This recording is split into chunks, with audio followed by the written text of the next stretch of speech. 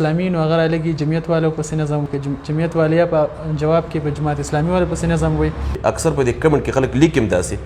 چې تاسو خو دوه د اسلام چغې وهي بیا د یو بل بېعزتیان هم کوي مذهبي خلک د یو بل پسې داسې خبرې کوي اسلام به د کم ځای نه راشي ته ولې چې کوم دی نو د سپي شکل لګولې یا چې کوم دی علیکم ورحمت الله وبرکاته قدرمنو صدیق الله یم دا شی به موږ سره موجود دی مولانا عبدالله مظهري صاحب سوچ مې کوم ما راځي ستاسو به هم دا وخت قیمتي کم خپل وخت به هم قیمتي کم او څه کرنټ د سچويشن مطابق چې کوم مسایل دي نن سبا په پاکستان کې هغه به موږ ډیسکس کوو مولانا صاحب سره کومه تاسو ګورو په پاکستان کې نن سبا پولیټیکل انسټیبিলিټي د سیاست دی او چغې سوري دي او مختلف چې کوم دنو خلک په یو بل پسې نظمونه وي کچرته جماعت اسلامي نو هغه لګي جمعیت والو پسې نظم وي جمعیت والیا په جواب کې په جماعت اسلامي والو پسې نظم وي او په نظم لکه بل چې کوم د یو بل بیزتی کوي د اشعار په ذریعہ باندې نو سوای تاسو آیا اسلام د دې خبرې اجازه ورکوي یا نه ورکوي پښتو کې متل دی وای د چا دروازه مو وه په ګوته باندې ستا به څوک په لته ونه وایي دروازه نو زه هم دا به ډېر ښه متلي او که په دې باندې موږ سوچ فکر وکړو که نه همیشه دپاره نقصان د ابتدا نه کېږي او داسې نه ده په کار چې یو سړی په جلسه کې د یو سړي بېعزتي وکړي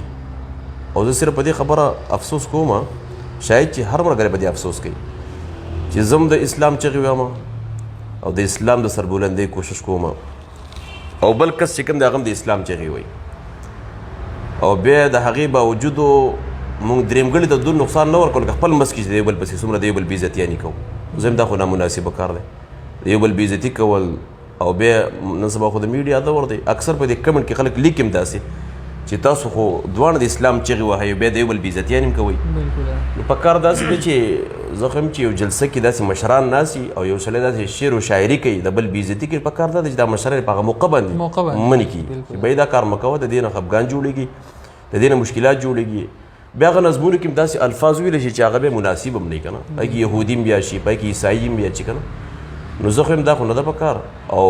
ما مخکې تاسو په ابتدا کې وي چې دا اکثر دا خفګان پریشاني د ابتدا نه کېږي په کار داسې چې دا د یو بل بېعزتي نه ده په کار د اسلام دپاره د اسلام د سربلندۍ دپاره کوشش په کار دی او محنت په کار دی او د یو بل عزت او احترام په کار دی بالکل سر مولانا صاحب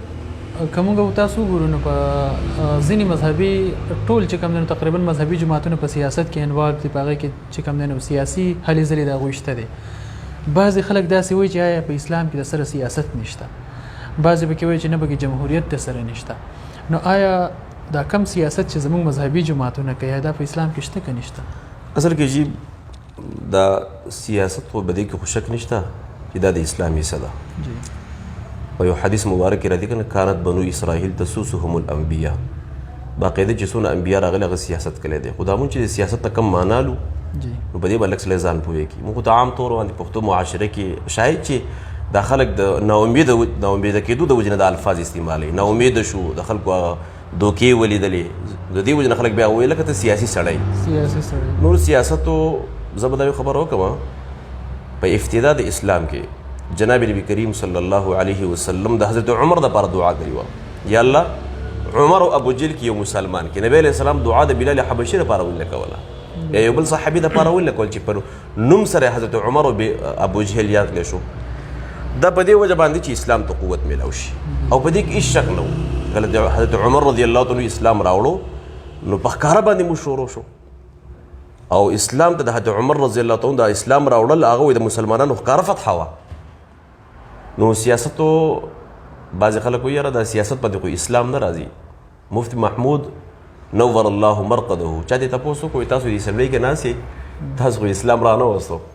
هغه وی اسلام راوستل دا ډېر ګران کار دی د شته اسلام دفاع کوو دا کم چې دی که پاکستان کې چې کوم آئین موجود دی په دې آئین باندې ولې حملې شروع نه دي د هر طرفه د دې د ختمولو کوشش شروع نه دی کله وی اسلام یا جمهور اسلامي نوم کټ کوي کله چې کوم دی په اسمبلۍ باندې پورته لیکلي لا اله الا الله محمد رسول الله دا نوم تې کټ کوي قسمه قسم خبرې داسې مخې ته رالې هغه وی اسلام څه کوي د شته دفاع کوو اوس مسله د کله چې د عقیدې ختم نبوت مسله راغله او مفتی محمود رحمت الله علیه د ترجمانۍ په شکل کې چې کوم ترجماني وکړل په اسمبلۍ کې دا څومره لوی کار یې کړی دی حالانکه دا زموږ تاسو بنیادي عقیده ده نو که دغه علما کرام په دغه سیاسي میدان کې نه وي